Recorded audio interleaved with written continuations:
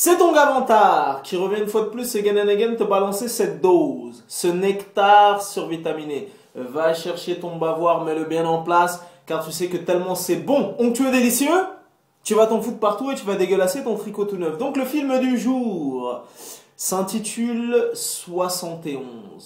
Et je peux te dire que c'est un film de bonne facture. Dans un premier temps, j'avais vu la bande-annonce. Je sais pas, ça m'avait pas emballé plus que ça, ou j'avais regardé la bande-annonce que d'un œil. Et puis par la suite, j'ai entendu dire que ce film avait des critiques dithyrambiques. Donc je me suis un peu plus penché sur le bail.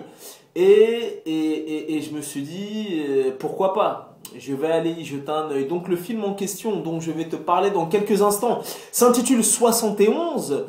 Dans ce film, tu retrouves la nouvelle sensation anglaise, Jack O'Connell. Donc c'est un acteur anglais, british, très talentueux, un des meilleurs acteurs de sa génération. Et je pense que dans les années à venir, on va entendre parler de lui. Il a 24 ans, c'est un acteur anglais. Moi, je l'ai découvert il y a quelques années dans l'excellent film, si vous ne l'avez pas vu, Eden Lake. Par la suite, je l'ai vu dans le film Harry Brown. Ensuite, je l'ai vu où? Je l'ai vu dans la suite de 300. Cette année, il a joué dans 300 Rise of an Empire. Ensuite, dernièrement, il a joué dans l'excellent film Les Poings contre les murs. Donc je sais pas si tu l'as vu, c'est sorti cette année. Et là, tu le retrouves à l'affiche de 71. Et le mec est tellement talentueux qu'il est déjà booké sur pas mal d'années. Et il sera au générique du prochain film de Angelina Jolie qui s'appelle Invincible. Ouais, Invincible, et il aura le rôle titre. Voilà, donc en tout cas, c'est un acteur très en vogue.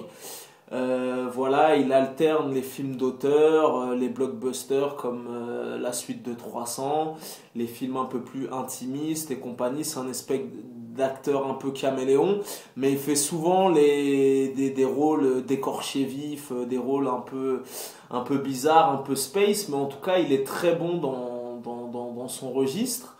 Et je pense que dans les années à venir, on entendra parler de lui. Retiens bien Jack O'Connell. Et pour ceux qui sont dans les séries, les geeks et compagnie, on a pu le voir aussi dans la série Skins en Angleterre. Il apparaît dans je sais plus quelle saison.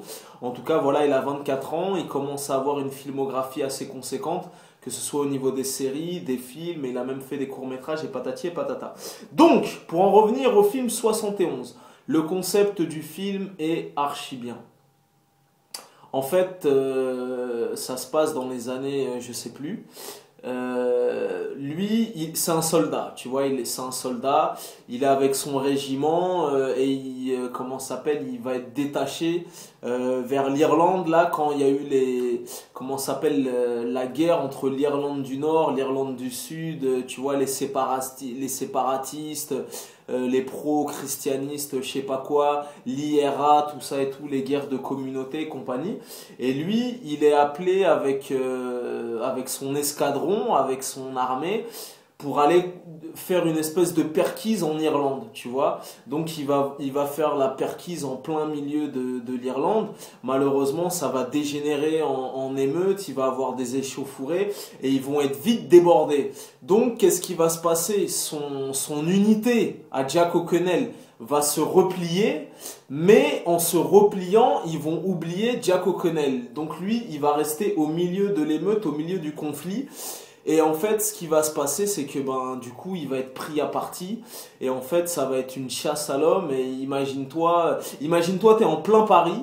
Et dans tout Paris, tout le monde veut te buter. Donc après, ça va être une chasse à l'homme. Il va se planquer, il va ramper, ça va être un truc. Et le scénario est archi bien ficelé, tu vois. Ça va au-delà c'est pas une vulgaire chasse à l'homme. Il va être blessé, il va se réfugier, il va avoir des bails de trahison, des bails de corruption, tout ça. Et je peux te dire que dans ce film qui dure 1h39, le suspense est haletant. Tu vois, vraiment, t'es pris avec lui. La mise en scène, c'est filmé souvent caméra à l'épaule. C'est une mise en scène nerveuse. Et t'es vraiment pris avec lui, tu vois, tu dis putain, est-ce qu'il va s'en sortir, est-ce qu'il va pas s'en sortir et tout. Et voilà, grosse séquence d'action, gros suspense et voilà. Y aura-t-il un happy end? Y aura-t-il pas de happy end? Va-t-il s'en sortir vivant? Va-t-il mourir? C'est ce que tu découvriras si tu vas voir le film 71. En tout cas, c'est un bon film de très bonne facture. Il me semble qu'il a été primé dans 2 ou 3 festivals. En tout cas, il est très très très sérieux. Donc voilà, en tout cas, moi personnellement, c'est un film que je vous recommande. Il doit mettre une dizaine de minutes à démarrer. Et une fois que ça démarre, ça démarre. Et je peux te dire que c'est une course contre la montre. Voilà, c'est vraiment le concept du film est super original. Je t'ai dit, c'est une chasse à l'homme. Le mec, tu sais, en fait, c'est comme s'il était pris en otage à ciel ouvert, tu vois, parce que il y a des checkpoints, c'est barricadé, tout ça. Il n'a pas spécialement de téléphone pour appeler son unité pour dire ouais, venez me chercher. Et c'est comme si toute une ville voulait le buter. Donc le mec, il va courir, il va se cacher, il va ramper, il va être blessé. Franchement, voilà. Et je peux te dire que Jack O'Connell fait une bonne perf. Donc à l'arrivée, voilà, pour un film que je voulais pas spécialement aller voir au cinéma, j'ai été agréablement surpris et je peux te dire que ce film qui paye pas de mine à l'arrivée tient toutes ses promesses. En plus, il n'est pas distribué dans énormément de salles. Quitte à aller voir un bon film cette semaine parce que j'ai pas encore vu Paradise Lost avec Benicio del Toro, mais d'après les premiers retours que j'ai eu, apparemment c'est pas fameux.